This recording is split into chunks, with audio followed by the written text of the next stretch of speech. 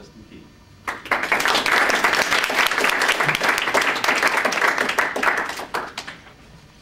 Thank you, Mr. Toastmaster.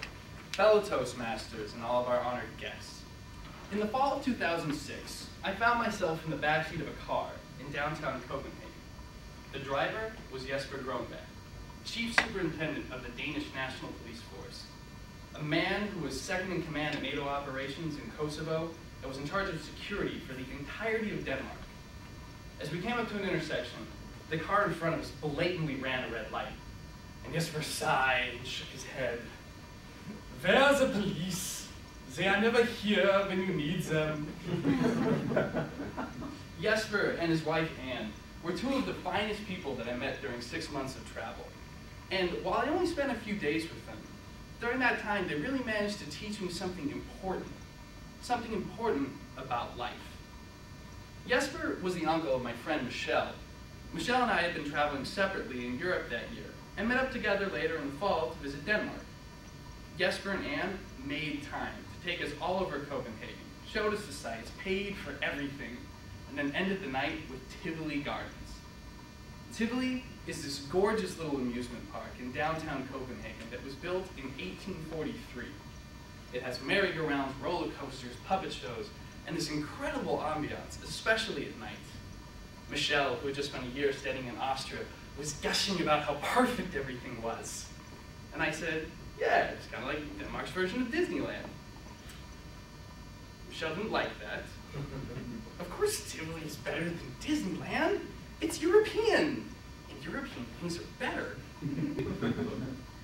So we actually started arguing about the superiority of theme parks.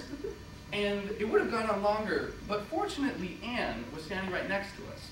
And Anne was very well traveled. She had been to Disneyland and dozens of other countries. So I asked her, Anne, what do you think? Which one do you prefer more? And Anne paused, thought for a moment, and then rocked my world with 4 syllables. I like them both, she said. I like them both. It's not a very complex statement. But it made me realize that Anne had learned something about traveling that neither Michelle nor I had. Something about how to enjoy life. I believe the greatest lesson traveling can teach us is how to enjoy more. More colors, more sounds, more perspectives. Travel done properly is more than just going to a faraway location. It's seeing how other people live and learning to appreciate what they enjoy.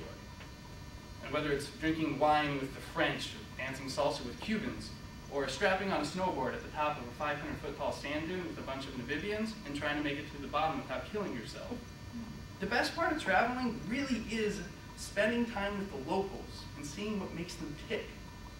All we have to do is show up with an open mind. Fortunately, not everyone does. Once, on a train from Rome, I met a guy from Boston who had just done a tour of the Vatican, which includes the Sistine Chapel. I was still awestruck from taking the same tour. So imagine my surprise when I asked the guy what he thought of his experience there, and he said, medieval pornography, if you ask me. Just a bunch of nudie pics for the Pope.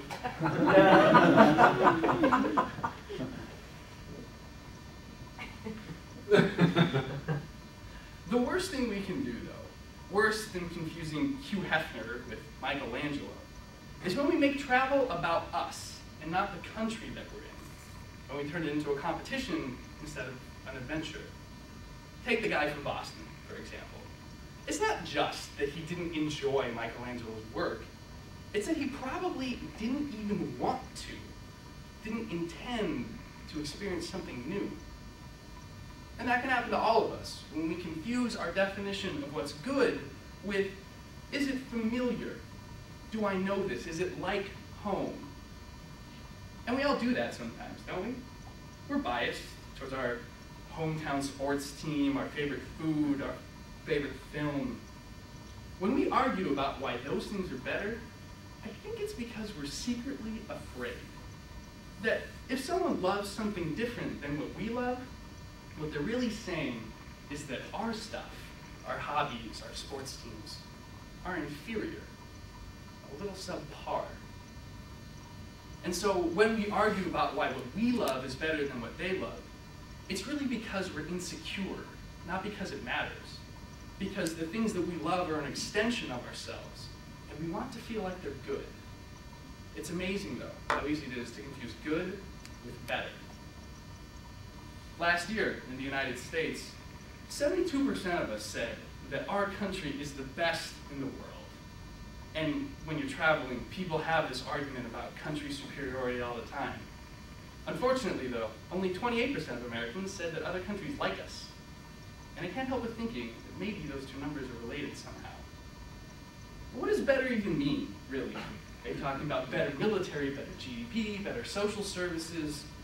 Only about a third of Americans even have passports. How could we possibly know? Every time we have that discussion, isn't it the same thing as telling everyone else in the world that their country is worse? I'm not saying that there's no place for contests and rankings. I love a good competition. I'm in one. But all of those competitions and rankings have stated purposes and objectives, standards of measure. Conversations about better don't. So when Michelle and I were having a conversation about theme parks, how could either of us possibly win?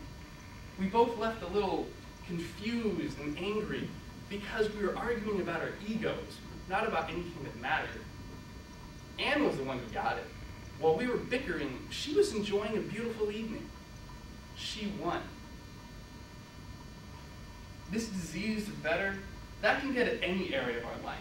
It's easy to see in travel, but you can see it in the wine snob who refuses to hang out with people drinking beer, or the sports fanatic who can't be bothered with Jazz Alley, or the Toastmaster who can't listen to anyone talk without counting their ums and ahs. In those moments, we're not being refined or dignified, we're being narrow-minded. We're enjoying less, not more. So whether we're at the Champs-Élysées in Paris or at Pike Place Market, we're going to have opportunities to see things that are different and new. And I hope we know how to respond when someone says, what did you like more, San Francisco or Seattle, the Grand Canyon or the Swiss Alps? I hope we can tell them the same thing that Anne told me. I like them both. Mr. Toastmaster.